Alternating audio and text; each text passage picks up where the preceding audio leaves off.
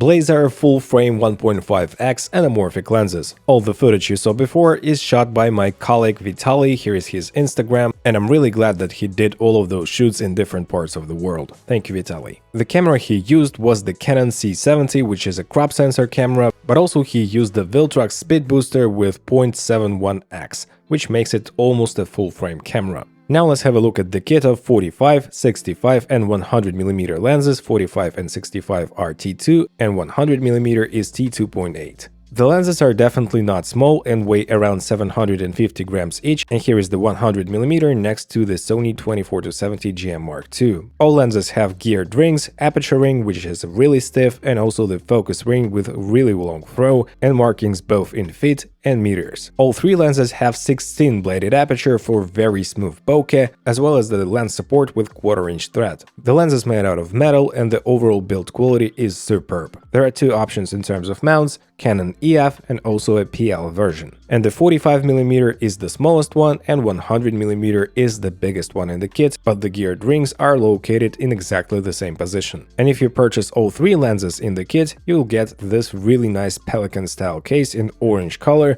and there is a place for even a fourth lens. Maybe Blazar is planning to make a fourth lens to this kit. So now let's have a look at the sharpness and flare's performance at different apertures on all lenses. So here we have the 45mm T2 lens at T2. And as you can tell, guys, the sharpness is not the greatest, we don't have a lot of detail in the shot, but the overall flare performance is nice. We see some streaks of the flare, like 2 or 3 lines inside of the flare itself, but all in all, it's really satisfying and not overwhelming. And Vitaly did purchase the blue flare kit, but it also has an amber option if you want to have a warmer flare.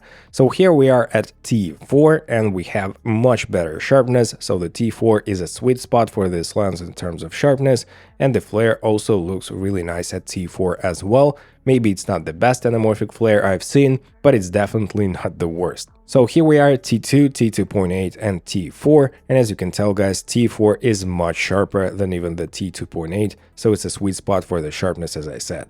Here we have the 65mm wide open at T2, also not the best in terms of sharpness, but it is sharper at T2 than the 45mm in my opinion, and the flare performance is really similar to the previous lens. I like those flares, we see some artifacts towards the edges of the shot, nothing wrong with those flares whatsoever.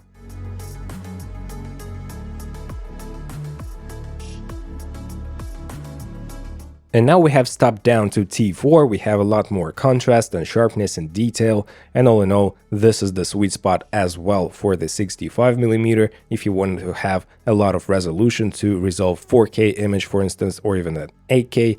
Not sure that those lenses can resolve 8K footage, but for 4K, it's more than fine. Here we are at T2, T2.8 and T4, and it's really obvious that T2.8 is more or less usable, but T4 is much better. And here we are at 100mm T2.8, and it's super soft wide open. I wouldn't say it's even usable. Vitaly most of the time shot at 3.5 T4 with this 100mm lens, and some shots with a T2.8 aperture, but all in all, guys, you can tell that it's not, it's super dreamy. It's like a huge layer of pro mist filters stacked on top of each other, and the flare is really nice.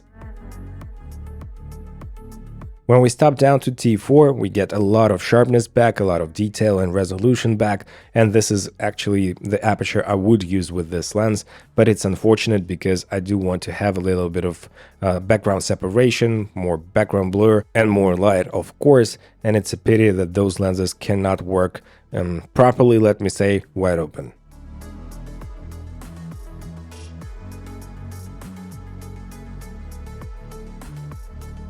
Here is the difference between T2.8 and T4 with 100mm lens, and it's just a world of difference, guys. As I said, we have blue and amber flare as options, and as you can tell, guys, in the real-world examples, if we have a very compact and very powerful light source far away, we have really long streaks, and it reminds me of the T2 Anamorphic lenses like Venus or Saturn lenses.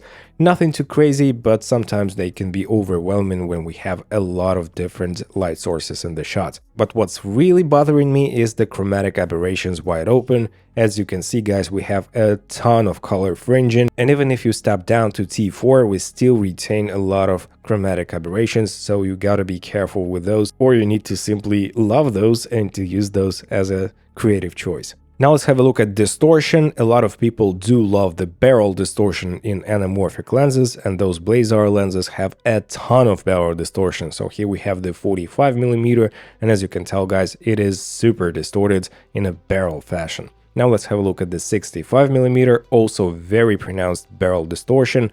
Some people do prefer it. I also do prefer it in anamorphic lenses rather than pincushion distortion, of course.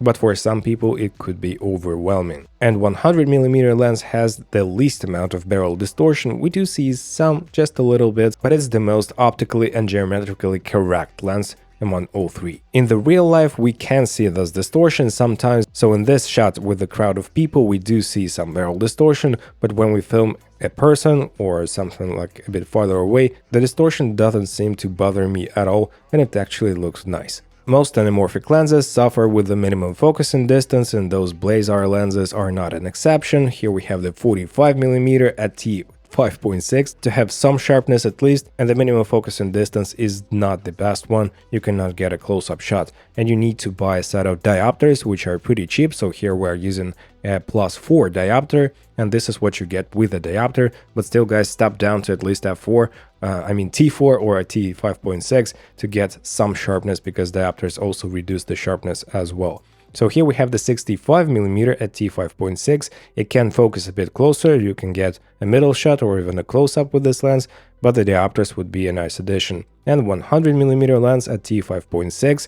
As you see guys, it can focus a bit closer and you can get a close-up shot, but still guys, stop down your lens, because at T2.8 we don't have any sharpness whatsoever. And in terms of focus breathing, we have some, and it seems like those lenses change the squeeze factor as you focus in and out, so keep that in mind as well. And guys, in terms of bokeh, we do have a lot of background separation, and the bokeh itself looks super nice. It's kind of a painting. We have oval bokehs, but towards the edges of the frame we can see some distortion in this bokeh. It's not completely oval, it has some cut corners, but all in all guys, this is a beautiful bokeh and a beautiful background separation, as you can see from those examples made by Vitaly.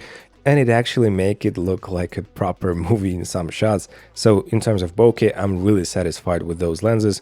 Unfortunately, we have some chromatic aberrations in those bokeh balls sometimes, but all in all, it's like a 9 out of 10 bokeh. In terms of pricing, the full kit costs $2,600 with a discount, and one lens costs $999, which is not cheap by any means, but for anamorphic lenses, especially for full frame lenses with this squeeze factor, it's not really that pricey, to be honest. To conclude guys, those lenses can give you outstanding images, but they have a ton of drawbacks as well. The sharpness wide open really bothers me a lot, the chromatic aberrations, focus breathing not the best, minimum focusing distance, and all in all we have a ton of little quirks. But guys, the images that you can get with those lenses are so cinematic. I wouldn't suggest purchasing this kit for yourself, but maybe go into a rental house and renting it for a shoot or two, and then just bringing those back to the rentals. It was a lot of fun to test those lenses, and I really appreciate Vitaly's work, and he shot amazing shots. So if you did enjoy this video, please smash the like and subscribe buttons and hit the notifications bell. And here I have a new video for you to watch next. This is my review of all 10 T2.8 Anamorphic lenses. See you in the next one guys. Take care,